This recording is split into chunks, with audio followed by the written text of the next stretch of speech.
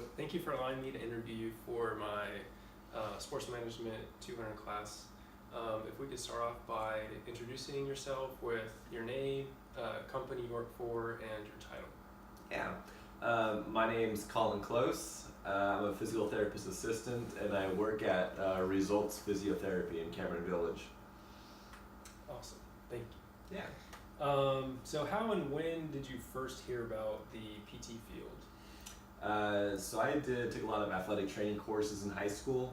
Had a lot of running injuries also, so I saw PT a lot. And I saw the work they did with me, and then into college I took some exercise science courses and saw the field there. So a lot of background experience, I guess. So you enjoyed being hurt, and that's how you Yeah, I enjoyed being fixed after being hurt. It was good. Could you also give your educational background? Yeah, so my educational background's a little varied. Mm-hmm. I have an undergraduate degree in linguistics, and then I actually tried to get into PT school. I didn't get into PT school, which is physical therapy school. Didn't get into PT school, and so I heard about the physical therapist assistant, and I got into that program. So it's a little varied, but. And that program, how long is it? The physical therapist assistant program is a 2-year associate's degree. Okay. So did you need your bachelor's to become a PTA? To become a PTA, I did not need a bachelor's degree. Okay. Yeah. Did you have to, while you were in the PTA program, do any rotations or volunteer hours to become PTA? I did. We had to go through 3 separate rotations. 2 of them were what we call orthopedic outpatient clinics, where people with sports injuries or other injuries come to you, and you kind of rehab them. The other was in what's called a subacute facility, which is people who are usually older people who are got surgery like a knee replacement or some sort of heart surgery, right? They are doing well enough to where they don't have to be in the hospital, but they're not good enough to go home or to an assisted living facility. So we're like this intermediary. So those are the experiences I had in my internships. Gotcha. And how many, you may not remember this, but how many hours did you have to complete in total? I couldn't tell you hours. One, it was 2 4 weeks, and then a 6 week, and they were 40-hour weeks. So whatever the math pans out to be. It's full-time job. Yeah, so it was fun.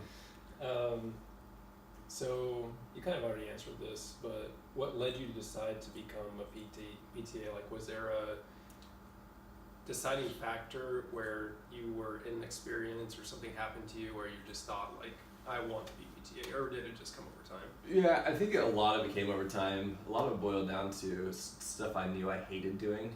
I mowed lawns for a while. I worked in a lot of computer jobs.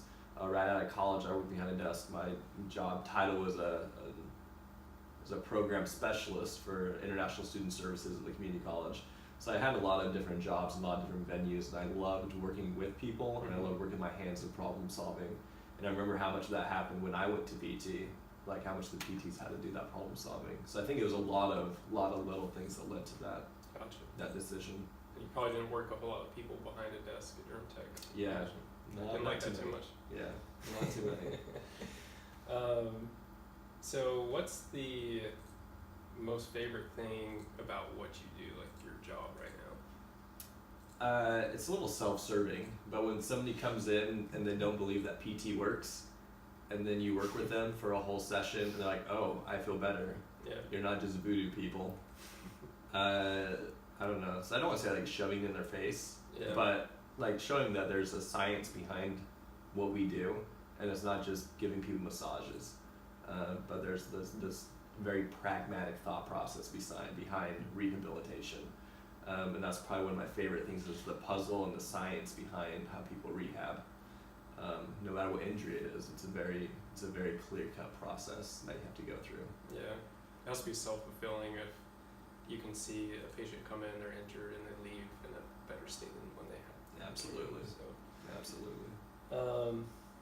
So going along with that, what do you dislike most about your job? Paperwork. Really? Yeah, documentation. Everything you do, you have to document, otherwise you didn't do it. And everything we do is based on, we get reimbursed from insurance companies. So we have to document everything we do and submit it to insurance companies. They have to approve it, and then we get reimbursed if our documentation is considered good enough. Oh, that sounds important. Yeah. So it's my least favorite thing, just because it takes away from like spending like what I love. Yeah. But it's an important aspect because. Yeah, kind of going back to what you did at Durham Tech. Yeah, a lot of paperwork. And how many hours a week do you think you do doing paperwork on average? I don't know. I'd probably say about an hour to an hour and a half a day. Okay, that's not too bad. So it's not a huge percentage. It's just annoying. Yeah. So if you decide that you want to advance in this career, what next step would you have to take? So that's actually a very interesting question. As a PTA, there really isn't a lot of advancement within the PTA field. Like you just gain experience, and you kind of move up the pay scale. But as far as like title advancement, there's not a lot there. I'd have to go back to PT school in order to really go advance into, especially in the orthopedic world where I'm working right now. Is PT school another 2-year program or 4 year? It's a 3-year doctorate program, so I'd have to go to school, retake my prereqs, and then go back to PT school for 3 years. So it'd be 5 years of schooling before at least.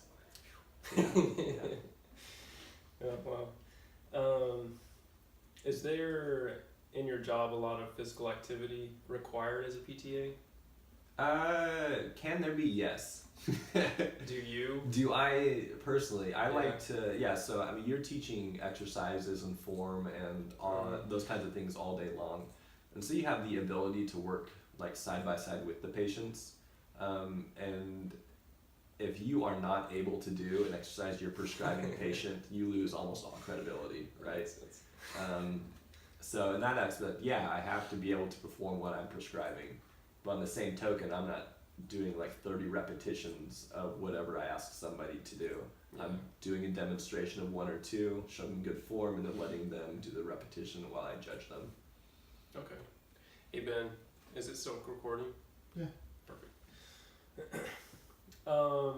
So this kind of goes back to the question of what you dislike about your job, and you already answered this actually. You said you spend like around an hour and a half doing paperwork on your computer each day? Okay. And how long are you on your feet in a given day? Also an interesting question. So we are up all day long. Yeah. I'm on a rolly stool for most of the day. So I roll around and everybody makes fun of me for it. But literally on my feet, like we have tables set up in the clinic and we're jumping from table to table, working on person to person, out on the floor, doing exercises. And the only time I'm really behind a desk documenting is never. Because you're standing. Because you're standing and you're documenting while you're standing, documenting while you're talking to people, and you're just moving your rolly desk around as you're documenting, putting people through exercises. So you're on your feet most of the day. You enjoy that? Or would you prefer to sit down for like I mean, I prefer like every once in a while I'll sit down.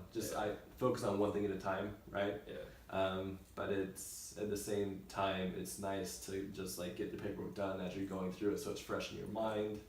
And that way you don't have anything to do at the end of the day, right? It seems enjoyable though, standing up while you're working and not have to sit down. Might be a requirement for 8 hours a day. Yeah, but the option's there if you want to. That's good. Like we have an office in the back, and if you need a little break time to focus, you can do that. But most of the time we're just out on the floor documenting and PTing. Awesome.